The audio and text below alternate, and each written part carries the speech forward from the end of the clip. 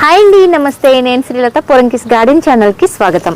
ఇక్కడ మీరు చూస్తున్నది చుక్కకూర అండి. చూడండి, ఈ టబ్ నిండా చుక్కకూర ఎంత ఫ్రెష్గా ఉందో చూసారా.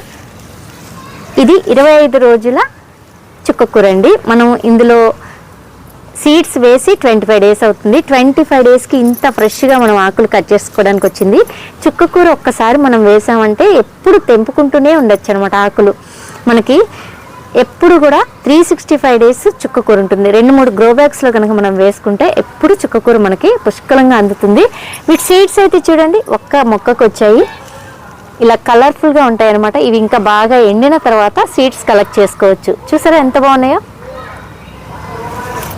చూసారా, ఈ విధంగా చక్కగా మనం చేతితోనే ఈ ఆకుల్ని ఇట్లా ఇరిచేసుకుంటూ ఉంటే మళ్ళీ నెక్స్ట్ వస్తూనే ఉంటుందండి. మళ్ళీ ఒక 20 డేస్ కల్లా మళ్ళీ ఆకు రెడీ అయిపోతుంది.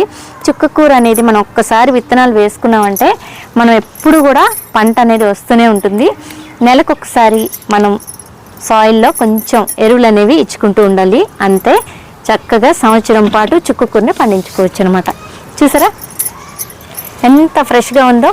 మనం ఆర్గానిక్గా పండించుకున్న చుక్కకూర, ఫ్రెష్ చుక్కకూర.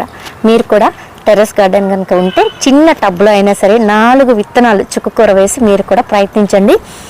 ఆకుకూరలతోనే టెర్రస్ గార్డెన్ స్టార్ట్ చేయండి.